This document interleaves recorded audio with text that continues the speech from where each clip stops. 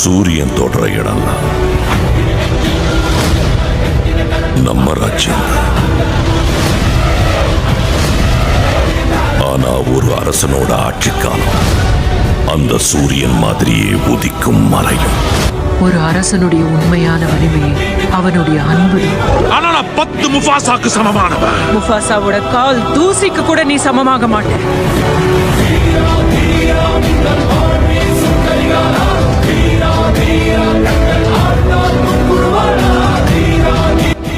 இந்த வாழ்க்கையோட வட்டத்துல